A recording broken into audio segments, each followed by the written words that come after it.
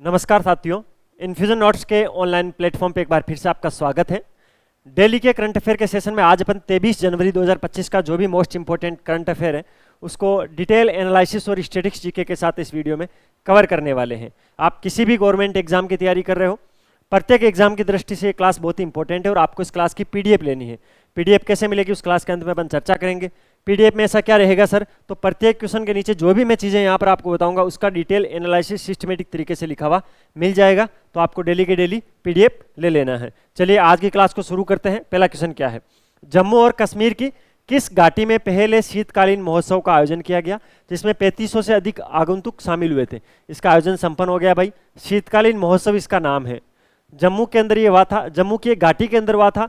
उस घाटी का नाम आपसे पूछा है तो आपको बताना है कौन सी घाटी थी, तो वो थी भाई सरथल घाटी। सरथल घाटी के अंदर इस बार शीतकालीन महोत्सव का आयोजन हुआ था, ये चीज़ आपको ध्यान रखना है। ठीक है, यहाँ पर 3500 से अधिक आगंतुक इसके अंदर शामिल हुए थे। हुआ क्या था इसके अंदर, इस शीतकालीन महोत्सव के अंदर हुआ क्या था, तो यहाँ पर अलग अलग पैरास्लाइडिंग के शो हुए थे, वॉलीबॉल के कुछ गेम हुए थे, स्नो स्केटिंग यहाँ पर हुई थी, तो ये सारे यहाँ पर संपन्न हुए थे। अंतर्राष्ट्रीय गायिका है सोनाली डोगरा। कौन? सोनाली डोगरा।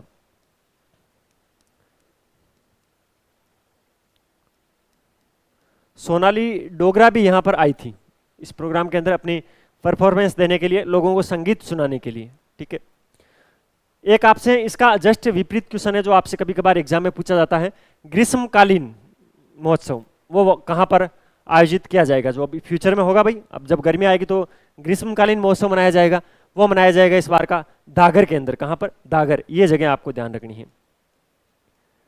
जैसे आपने ये सरथल घाटी याद रखा ना, उसी प्रकार दागर को भी आपको याद रखना है। यहाँ पर क्या होगा, तो ग्रीष्मकालीन महोत्सव इस बार मनाया जाएगा और अभी जो शीतकालीन महोत्सव है वो मनाया गया है जम्मू कश्मीर के सरथल घाटी के अंदर। सोनाली डोगरा जो कि एक फेमस गायिका है वो इसके अंदर आई थी। इसके अलावा 3500 से अधिक आगंतुक इसके अंदर आए थे, ये चीज आपको ध्यान रखनी है। अब चलते हैं अगले क्वेश्चन पे। अगला क्वेश्चन क्या है,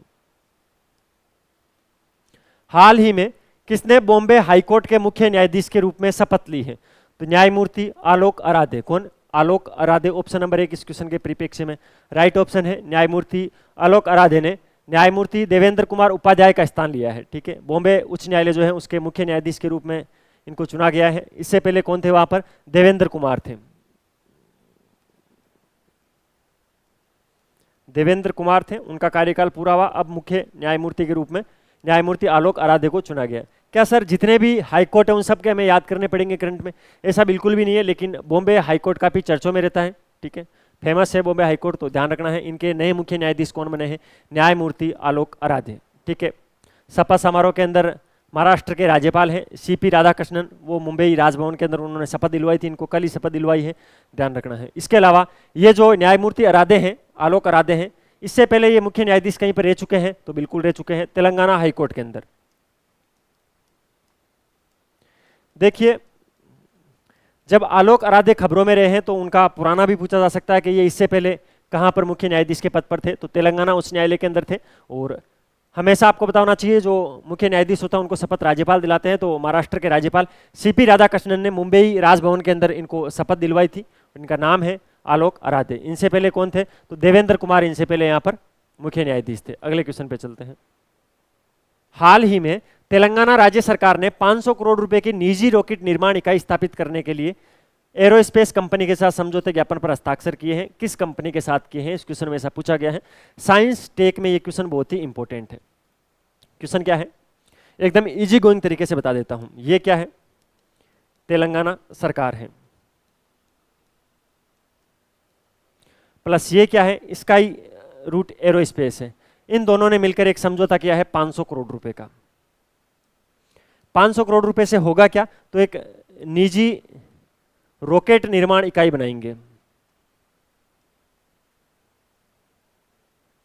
ये एक्चुअल के अंदर हैदराबाद में बनेगी और रेवंत रेड्डी जी ने बोला था, रेवंत रेड्डी कौन है, आप फिर आप कंफ्यूज हो जाओगे, मुख्यमंत्री हैं अभी वर्तमान के अंदर तेलंगाना के, रेवंत रेड्डी। उन्होंने बोला था कि ये जो स्काई रूट कंपनी है ये बहुत ही अच्छी कंपनी है और हम इसके साथ मिलकर इस 500 करोड़ रुपए के समझौते के साथ जो हैदराबाद है उसको हम एक वैश्विक सिटी बनाएंगे, किसमें अंतरिक्ष गतिविधियों के लिए वैश्विक केंद्र के रूप में स्थापित करेंगे हैदराबाद को।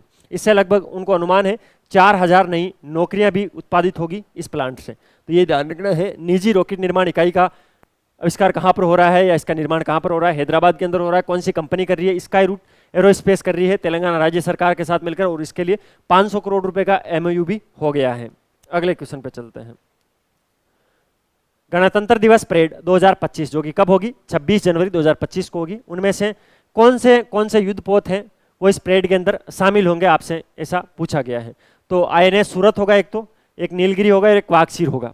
ये तीनों गणतंत्र दिवस परेड 2025 के अंदर युद्धपोतों के रूप में इस परेड में शामिल होंगे। तो तीनों के नाम याद रखना है, INS सूरत, INS नीलगिरी और INS वागसीर। ये क्वेश्चन ना कि करंट की दृष्टि से इंपॉर्टेंट है, अब आपसे ये भी पूछे जाने की संभावना इसलिए बढ़ जाती है क्योंकि इसके अंदर 3 ऑप्शन है। आपसे क्वेश्चन इस प्रकार पूछा जाएगा कि निम्न में से कौन सा है वो गणतंत्र दिवस परेड के अंदर शामिल युद्धपोत नहीं है। तो 3 तो यही रहेंगे, सूरत, नीलगिरी और वागसीर। एक विक्रांत दे देंगे तो आपको ध्यान रखना है विक्रांत नहीं था, इसीलिए INS सूरत, INS नीलगिरी और INS वागसीर वो गणतंत्र दिवस परेड 2025 के अंदर भारतीय नौसेना की जो झांकी होगी उसके अंदर शामिल होंगे, ये ध्यान रखना है। और जो ये भारतीय नौसेना की झांकी होने वाली है, इसकी थीम क्या रखी गई है, आत्मनिर्भर नौसेना से राष्ट्र निर्माण। क्या, आत्मनिर्भर नौसेना से राष्ट्र निर्माण। क्या, आत्मनिर्भर नौसेना से राष्ट्र निर्माण। आपको याद रखना है, रट लेना है इसको, ठीक है। इसके अलावा नौसेना की जो मार्चिंग टुकड़ी है वो बैंड के साथ इसके अंदर भाग लेने वाली है, और स्वदेशी रूप से जो विकसित चीज़ें हैं भारतीय नौसेना के रूप में उसको सबको प्रदर्शित किया जाएगा। उससे ये लगेगा कि जो भारत की नौसेना है वो अब आत्मनिर्भर हो गई है, और थीम ही इसी के आसपास रखी गई है, आत्मनिर्भर नौसेना से राष्ट्र निर्माण। अगले क्वेश्चन पे चलते हैं, बड़ा ही शानदार क्वेश्चन है, अगला देखना आप। कवचम आपदा चेतावनी प्रणाली किस राज्य ने लॉन्च की है? अभी भाई कल ही इसका अनावरण हुआ था। नाम क्या है? कवचम आपदा प्रणाली। किसने? केरल सरकार ने इसको शुरू किया है। केरल के तिरुवनंतपुरम जो कि केरल की राजधानी भी है, वहां से इसका उद्घाटन किया गया है। उद्घाटन किसने किया है? तो केरल के वर्तमान में मुख्यमंत्री उन्होंने किया है। कौन है? पिनराई विजयन जो है वर्तमान में केरल के मुख्यमंत्री है, इन्होंने इनको लॉन्च किया है। उन्नत आपदा जोखिम चेतावनी प्रणाली, कवचम इसका पूरा नाम है।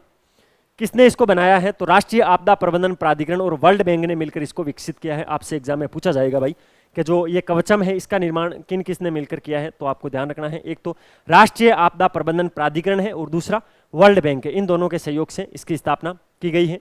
इसके अंदर होगा क्या? पूरे राज्य के अंदर 91 में सायरन लगाए जाएंगे। सायरन आप समझते हो, पुलिस वाली गाड़ी आती है तो उसके ऊपर सायरन होता है ना, बत्ती से एक आवाज निकालती है, वैसे ही 91 में सायरन पूरे राज्य में लगाए जाएंगे। आपको बताया केरल एक तटीय है, तो वहां पर चलते ही समुद्र से तूफान आ जाता है, 1000 घटनाएं घटित होती है। तो वो क्या करेंगे? चेतावनी देंगे लोगों को, अलग अलग 91 जगह सायरन बजा देंगे। और वो सायरन बजने का मतलब है आप सतर्क हो जाओ, यहाँ पर कोई घटना घटित होने वाली है, कोई आपदा आने वाली है। तो उससे निपटने के लिए कवचम आपदा चेतावनी प्रणाली का विकास हुआ है और इसको लॉन्च किया है केरल राज्य सरकार ने। केरल राज्य सरकार में वर्तमान में मुख्यमंत्री पिनाराई विजयन ने तिरुवनंतपुरम में इसका उद्घाटन किया है। राष्ट्रीय आपदा प्रबंधन प्राधिकरण और वर्ल्ड बैंक ने मिलकर इसका निर्माण किया है। अब चलते हैं अगले क्वेश्चन पर। अगला क्वेश्चन क्या है? अगला क्वेश्चन क्या है? केंद्र सरकार द्वारा लॉन्च की गई एनटीटी लॉकर प्रणाली, नाम क्या है? एनटीटी लॉकर प्रणाली है। उसका मुख्य उद्देश्य क्या है? भाई केंद्र सरकार ने एक एनटीटी लॉकर प्रणाली लॉन्च की है, लेकिन क्यों लॉन्च की? इसमें होगा क्या? आपसे ये पूछा गया है। इसमें क्या धन रखेंगे, सोना रखेंगे, पैसे रखेंगे, क्या रखेंगे? तो इसके अंदर व्यावसायिक दस्तावेजों का डिजिटल स्टोरेज और प्रबंधन होगा।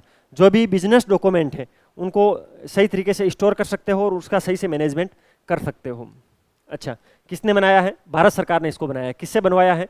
इलेक्ट्रॉनिक्स और सूचना प्रौद्योगिकी मंत्रालय का जो राष्ट्रीय ई गवर्नेंस प्रभाग है उसके द्वारा इसको विकसित किया गया है। इसके अंदर होगा क्या?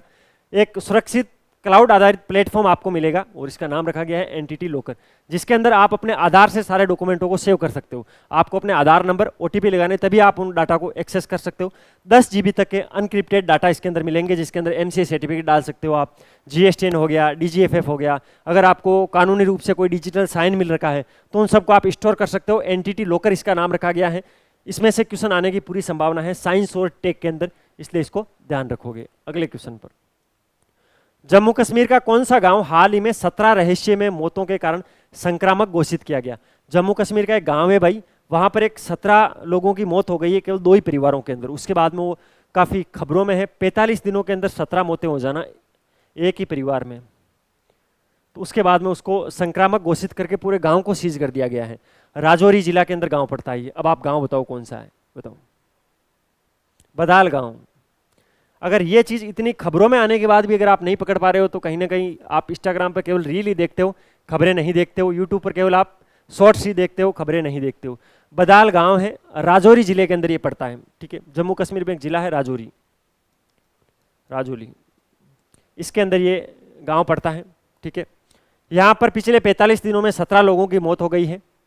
इसके बाद में इसको कंटेनमेंट जोन बना दिया है पूरे, ये शब्द सुने हैं ना, कंटेनमेंट जोन, कोविड के टाइम बदाल गांव को पूरे को कंटेनमेंट जोन में घोषित कर दिया है, जिसके अंदर मुख्यतः 3 परिवार प्रभावित बताए जा रहे हैं अभी तक, ठीक है। और उसके अंदर धारा 163 लागू कर दी है, किसकी? बीएनएसएस की धारा। आपको पता आईपीसी से अपन बीएनएसएस में आ गए हैं, बीएनएसएस की धारा 163 लागू कर दी है।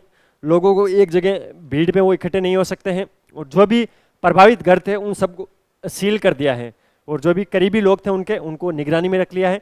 जो जीएमसी राजौरी के अंदर बना हुआ है वहाँ पर सब लोगों को आज सुबह स्थानांतरित किया है।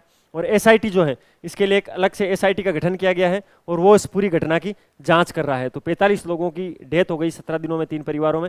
बदाल गांव है राजौरी का, और वो उसके अंदर क्या कर दिया गया है? संक्रामक घोषित कर दिया गया है, कंटेनमेंट जोन बना दिया गया है। कभी कभार ऐसे क्वेश्चन एग्जाम के अंदर फंस जाते हैं, तो अपन को बिल्कुल भी रिस्क नहीं लेना है किसी भी प्रकार का। अगला क्वेश्चन, हाल ही में जाफना में सांस्कृतिक केंद्र का नाम बदलकर क्या रखा गया है? सबसे पहले तो जाफना कहाँ है? जाफना है श्रीलंका के अंदर। वहां पर एक सांस्कृतिक केंद्र बना हुआ था, जो कि भारत ने ही बनाया था, भारत के सहयोग से ही इसको बनाया गया था।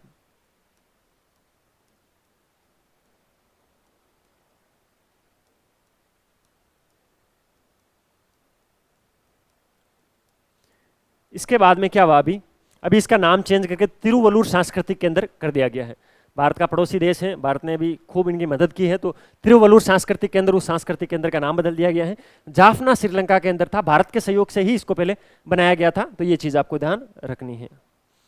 ये था भाई आज 23 जनवरी 2025 का करंट अफेयर, जिसको मैंने डिटेल एनालिसिस और स्टैटिक्स जीके के साथ कवर करवाने की कोशिश की। अगर आपको वीडियो की क्वालिटी, कंटेंट की क्वालिटी और हमारी मेहनत अच्छी लग रही है तो लाल वाला बटन दबाकर चैनल को सब्सक्राइब जरूर करना, बेल वाला आइकन प्रेस करना। उससे क्या होगा? नए वीडियो की नोटिफिकेशन सबसे पहले आपको मिलेगी और मुझे मिलेगा मोटिवेशन। बाकी ये पीडीएफ, ये नंबर है, आपको इस पर मैसेज करना है, सर आपकी जो डेली करंट अफेयर की क्लास होती है उसकी हमें पीडीएफ चाहिए, आपको पीडीएफ तुरंत भेज दी जाएगी, ठीक है।